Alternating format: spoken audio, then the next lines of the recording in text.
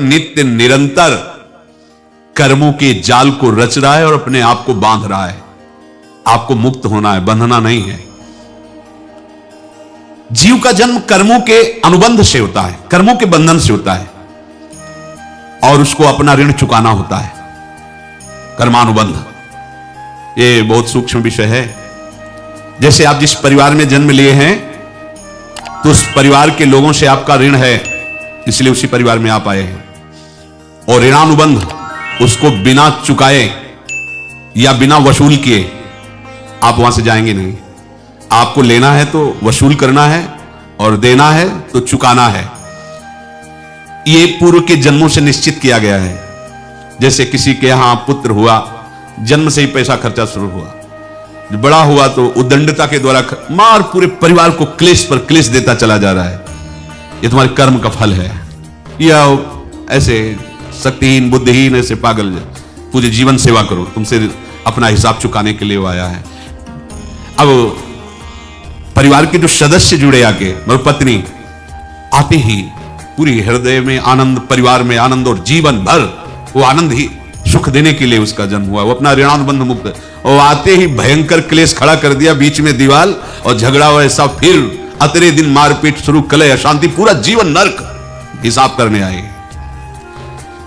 यहां ऋण चुकाए बिना कोई जा नहीं सकता, ऋण चुकाना पड़ेगा। किसी का ऋण वसूल करना है तो किसी को ऋण चुकाना है, दोनों काम करने होते हैं। अनेक जन्मों में अनेक लोगों के साथ हमने जो बर्ताव किए हैं, अच्छे या बुरे, वो होंगे। अब किसी आदमी को हम जानते नहीं, अचानक मिला, अचानक टक्कर लगा और मार पीट गाली गुप्ता सब कर दिया, चुपचाप सह लो। क्यों? ये आपका हिसाब है, पूर्व का हिसाब। हमारा उससे कोई द्वेष नहीं, कोई संकल्प नहीं। अचानक घटना घटी और हमसे द्वेष करने लगा, हमें पीटने लगा, हमें गालियां दे, ये हिसाब है, चुपचाप सह जाओ। अपने घर का भाई ही भारी दुश्मन बन गया और क्लेश, हिसाब है। एक प्रभुदत्त ब्रह्मचारी जी की वाणी में पढ़ा था, एक महात्मा जी भ्रमण करते थे तो उस समय असरफियां चलती थी, मोहरे असरफियां, तो उनको भेंट में देते लोग। तो या तो ठाकुर सेवा में लगे तत्काल, या संत सेवा में तत्काल लगे, उसका संग्रह करके डोलना ये ठीक नहीं है बैरागी के लिए, सिद्धांत में ये ठीक नहीं। तो जब 2, 4, 6, 8 ऐसे मोहरे हुई तो उन्होंने विचार किया कि और भ्रमण करके जब काफी मोहरे हो जाएंगी तो प्रयागराज में जब कुंभ पड़ता है, एक बार पूरे सब अखाड़े के संतों को, अलग अलग संप्रदाय सब संतों को बुलाएंगे और सबको पाएंगे। अब साधु है तो यही विचार करेगा, और क्या विचार करेगा। तो उन्होंने ऐसे डंडा बनवाया, बेंत, जो ऊपर से चूड़ीदार और भीतर पोला, और मोहरे उसमें डालते हैं, और भ्रमण, जहां जहां श्रद्धालु भगत सबके यहां जाना और इच्छा रखना कि एक मोहर तो दे दे दक्षिणा में। कामना कोई भी हो वो बांधती ही है, ध्यान रखना। इसीलिए प्रभु जो चाहे वो करे, अपनी चाह नहीं रखनी चाहिए, अपनी चाह प्रभु की चाह में मिला देनी चाहिए। धीरे धीरे वो छड़ी भर गई, भ्रमण करने वाले महात्मा चूड़ी लगाई, इंतजार करते रहे। जब प्रयाग का कुंभ पड़ा तो चले। तो रास्ते में एक गांव में पूछा जाता है, जैसे कहीं रुको कि कोई श्रद्धालु ऐसा है जो संत सेवी है। तो कुछ लोगों ने बताया, हाँ एक परिवार है बहुत संत सेवी है और आपको मिलाते हैं उनसे। आइए महाराज, घर में रुका,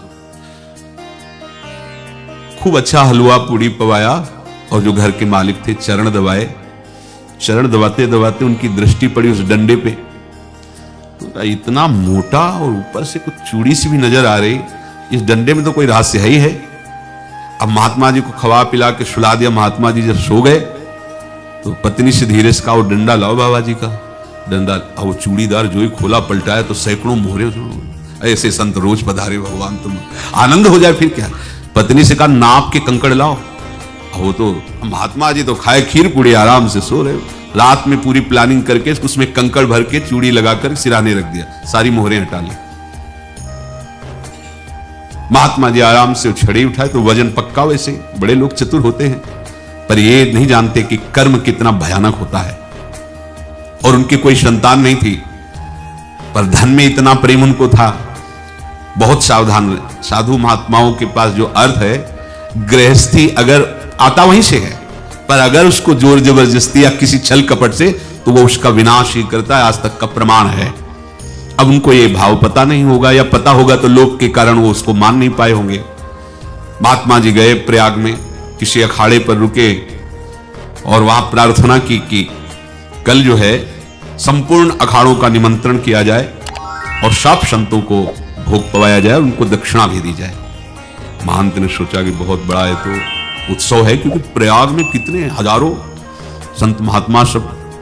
उनका महाराज बोरो इसमें चीनी और तीनों घी लगेगा, सब व्यवस्था। बोले आप मंगाइए, एक एक हिसाब हम करेंगे, हमारे पास सब व्यवस्था है। बोले कुछ तो पहले दे दो, वो इकट्ठे देंगे हम। उनको था कि अगर हम छड़ी खुला और 2-4 मोहरे दी, किसी को पता लग गया तो गड़बड़ हो सकती। बोले हम भंडारे के समय आखिरी में सब कुछ आपको दे देंगे। ठीक, वो अपने पास से पैसे लगाकर खूब जितना सामग्री सब लाए, लाखों की, और सब संतों को निमंत्रण कर दिया। संत जन निमंत्रित हो गए, भंडारा बन रहा है। तब वहां के महंत है, उनका देखो भंडारा भी बन रहा है, संतों को निमंत्रण। अब आप अर्थ की व्यवस्था कीजिए, क्योंकि इतनी बड़ी हमारी सामर्थ्य नहीं थी जितना हमने किसी तरह हमने व्यवस्था की। अब मुझे अर्थ चाहिए, तभी आगे की व्यवस्था बढ़ेगी। संतों को दक्षिणा देंगे और जिनसे अर्थ लिया उनको दे। देखो रसोई बन गई है सब। तो उनका छत में विश्वास नहीं तो यार चूड़ी खोली। उनको तो था ना कि मोहरे हैं कंकड़। तो जैसे कितना उनको सदमा लगा होगा, हजारों संतों का निमंत्रण, रसोई बन, मतलब संत हो के छल कपट। तो उनका महाराज आपने तो हमारा नाश कर दिया, जो महंत थे। अब बताओ रसोई बन गई, संत निमंत्रित हो गए, और आप ये कंकड़ दिखा रहे हैं हमको। आपने तो हमें बर्बाद कर दिया, हमारी इतनी सामर्थ्य नहीं थी, आप पहले बता देते। संत होकर ऐसा छल कपट। अब वो बोले तो क्या बोले, क्योंकि उनको पता था कि मोहरे हैं इसमें। अंदर से उनका चिंतन गया उसी सेठ के पास, अच्छा ऐसा धोखा हमारे साथ किया, भोगोगे तुम। ये जो निकलता है ना भोगोगे, ये अकाट्य होता है। क्योंकि किसी का भी हृदय, मान लो किसी भी जीव जंतु को आप कष्ट दें और उसका हृदय आह भर जाए, तो वो आह वज्र की लेखे तुम्हें भोगना पड़ेगा। वो देखो भीष्म जी को भोगना पड़ रहा। सांप को ऐसे धनुष की नोक से उठाया और बंबूल के कांटों के ऊपर फेंक दिया, कई दिन तक छेदा हुआ, वो आह भर करके मरा। तो आपको 6 महीने बाणों की सैया पर आह किसी की ना लेना जिंदगी में। कोई ऐसा कोई आह भर करके कह दिया तुम समर्थ हो, हम तो कुछ कर नहीं सकते, और अंदर से दुखी, फिर तुम्हारी सामर्थ्य काम नहीं करेगी, मिट्टी में मिला देगी। फिर ये तो संत थे, और भगवत आराधना के लिए, संत आराधना के लिए ही ऐसा किए हुए थे। अब इनका कैसे मुंह दिखाएं, अब क्या करें। सुबह संत जन आएंगे, सबके बीच में हमारी, ये देखो इन्होंने, अब क्या करें। गए और संगम में जाके छलांग लगाई, अपने प्राण त्याग दिए। अब उनके तो पास मोहरे थी और व्यापार बढ़ा, और 9-10 महीने बाद ही लड़का हुआ। अब तो उनको कि संत फलीभूत हो गया। देखो व्यापार चल रहा, लड़का नहीं होता था, लड़का भी हो गया। बड़ा आनंद छा रहा है। जब से वो प्रकट हुए और धन की वृद्धि शुरू हो गई, पढ़ाई लिखाई में उनके खर्चा हुआ सब, बस बीमारी शुरू हो गई उनके शरीर में। अब उसमें पैसा जाना शुरू हुआ। इतने आसक्त वो दोनों हो गए कि कुछ भी हो, व्यापार ठप, संपत्ति बेचना शुरू। तो उन्होंने कहा कि बेटा मैं क्या कर सकता हूं तुम्हारे लिए। बोले हमारी अंतिम इच्छा है, प्रयाग चलो, और जितने प्रयाग में संत महात्मा सबको एक बार भंडारा करो। आप हमारी इच्छा अंतिम है, क्योंकि अंतिम यही इच्छा थी। बोले अब ज्यादा संपत्ति तो नहीं रह गई। तो बोले घर बेच दो, मेरे लिए ही तो है, बेच दो। मुझे लगता मैं बचूंगा नहीं, पर मेरी अंतिम इच्छा पूर्ण कर दो। घर बेच दिया, जेवर बेच दी। वहां गए, जब संत सेवा की तो बोले मुझे संगम तक ले चलो। संगम तक ले गए और बोले समझे तुम चुराए थे और हमने उसको छीना है, कुछ नहीं रह गया तेरे पास कुछ, अब केवल ममता और आसक्ति में जलकर मर और नरक प्राप्त कर। मैं वही महात्मा हूं जिसकी तूने मोहरे ली थी, शरीर छोड़ दिया। महात्मा को जन्म लेना पड़ा और इनको दुर्गति भोगनी पड़ी। ऋणानुबंध होश में, ऐसा नहीं कि आप जो कर रहे हैं कोई देख नहीं रहा, कोई हिसाब किताब नहीं, जो कर रहे हैं अवश्य में भोक्तव्यम। बहुत सावधान। अनेक जन्मों में अनेक लोगों से जो कुछ लिया दिया है, इस लेने देने को मिटा देने के बाद ही तुम मुक्त हो गए। इसीलिए एक उपाय है, लेना न देना मगन रहना। क्या? मालिक को समर्पित हो जाओ, मालिक को अपना माना हुआ समर्पित कर दो, खत्म। अहम त्वाम स्वरूपापेभ्यो मोक्षयिष्यामि। सब खत्म, आगे पीछे लेना देना सब खत्म। एकादश स्कंद में भगवान श्री कृष्णचंद्र जी ने कहा, जो मेरे चरणों का आश्रय लेकर भक्त मेरा भक्ति करता है, उसके पितृ ऋण, मातृ ऋण, देव ऋण, ऋषि ऋण, सब ऋणों से मैं मुक्त कर देता हूं। बस यही एक उपाय है जो इसके बंद करने का उपाय भक्तों के लिए है, वो यही है, भगवान की शरण में होकर अपना माना हुआ पूरा भगवान के अर्पित कर दो। अर्पित करने का तात्पर्य उसमें अहम हटा दो। तो दियम वस्तु गोविंदम तुभ्यमेव समर्पये। जिनसे तुमने सेवा करवाई है उनकी सेवा करनी पड़ेगी, जिनसे तुमने जो कुछ लिया है उनको देना पड़ेगा। ये लेने देने का व्यापार जब तक समाप्त नहीं होगा तब तक तुम्हारा जन्म मरण चलता रहेगा। अब आपको यहां समझना है, यदि आपसे किसी ने पैसे लिए बेईमानी करके नहीं दे रहा है तो आप उसको गाली मत दीजिए, आपने बेईमानी की थी इसलिए आपकी बेईमानी हुई है, ले गया, कोई बात नहीं है, बंधन से मुक्त हुए, जो बोझा था चला गया। उसको ऐसा ना देखे कि ये बेईमान हमारे रुपए मार लिए, अब जो कुछ होगा देखेंगे। अगर आप आगे नया कुछ करते हैं तो फिर आगे का हिसाब आपको भोगना पड़ेगा, ध्यान रखना। ऐसा नहीं है कि आपको भोगना नहीं पड़ेगा। एक ही उपाय है कि आप जो शरीर धारण किए इसी में जो भोग ले, आगे ना होना चाहिए। तो क्या करे? सर्वतो भावेन भगवान की शरण ले ले। ये तो सर्वाणि कर्माणि मयि सन्न्यस्य मत्पराहा अनन्येनैव योगेन माम ध्यायन्तु उपासते तेषाम् अहं समुद्धर्ता मृत्यु संसार से। ये बड़ा कठिन है पार होना, कोई छोटी मोटी बात है। एक महात्मा बाल्यावस्था से भजन करते थे, शालिग्राम भगवान पास रखते थे और उन्हीं की आराधना करके बस पाठ, नाम जप और भ्रमण करते थे। यौवन अवस्था थी, गंगा जी के किनारे अपने ठाकुर को विराजमान करके स्नान करने के लिए कपड़ा ही उतार रहे थे कि 90 लोग आ गए, भाला तलवार सब ले, मारो मारो इसको मारो, घेर लिया। तो उन्होंने हाथ जोड़कर कहा, हमने क्या अपराध किया? कोई सुन ही नहीं रहा। तो उन्होंने कहा, मार तो डालोगे ही आप 90 लोग, हम कोई अस्त्र शस्त्र तो लिए नहीं, एक बार हमें गंगा में डुबकी लगा देने दो और अपने ठाकुर को स्नान करा देने दो, इसके बाद आप मार देना। भगवत इच्छा से लोग रुक गए, स्नान किया और अंदर से प्रार्थना की, प्रभु ये क्या लीला है आपकी सिवा मेरा कोई है नहीं और ये मुझे मारना चाहते हैं। तो भगवान ने जानते हो क्या कहा उनके अंतर में? तुम मेरे में ध्यानस्थ हो करके शरीर को छोड़ो, ये लोग मारेंगे। ये मेरे भजन का फल है कि तुम्हें 90 जन्म नहीं लेना पड़ेगा। एक ही जन्म में 90 मिलके, तुमने 90 हिंसा की थी पूर्व में, तो तुम्हें 90 बार जन्म लेना होता और एक एक करके मारते। ये मेरे भजन का प्रताप है कि एक बार में ही 90 का हिसाब हो जाएगा। तुम आंख मूंदो, मेरे ध्यान में मगन रहो, मेरे प्रताप से तुम्हें कोई चोट नहीं होगी और स्वाभाविक मूर्छावस्था में प्राण तुम्हारे छूट जाए। ऐसा ही हुआ, ऐसा हुआ। तो ये बात समझ लो कि ये जो कर्मानुबंध है, ऋणानुबंध है। आप देखो, अगर शाप महात्माओं ने दिया कि तुम्हारे वंश का इससे विनाश होगा, तो भगवान भी परम धाम जा रहे तो उसी कील से, बाण की नोक में जो मछली लील गई थी, छोटा कण, उसी से की नोक बनाई और उसी नोक प्रहार किया। भगवान के श्री चरण में वही बाण की नोक लगी और भगवान स्वीकार किया ना।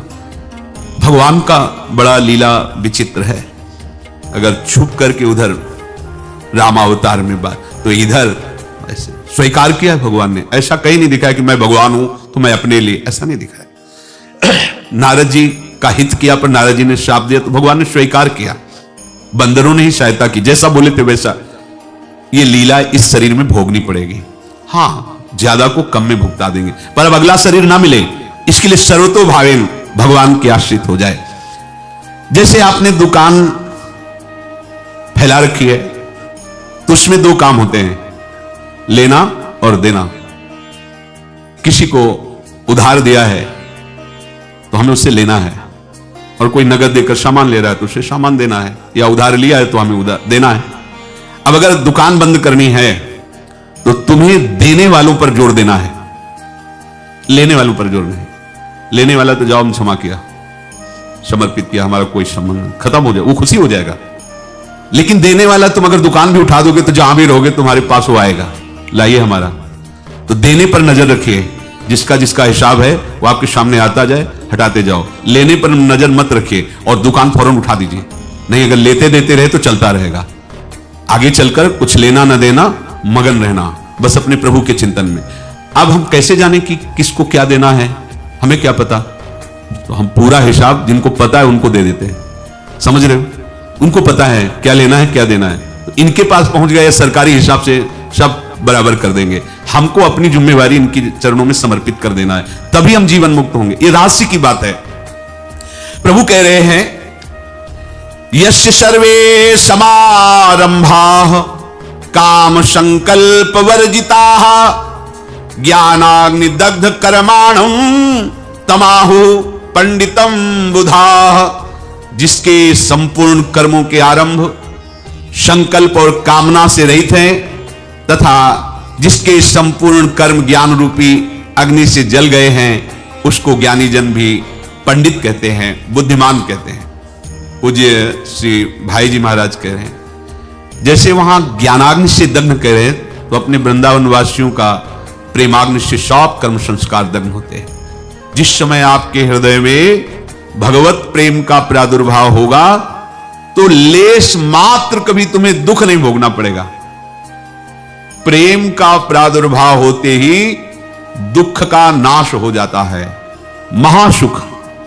जब प्रेम का प्रादुर्भाव होगा तो समस्त पाप भस्म हो जाते हैं, अशांति नष्ट हो जाती है, संसार ज्वाला स्पर्श भी नहीं कर सकती है।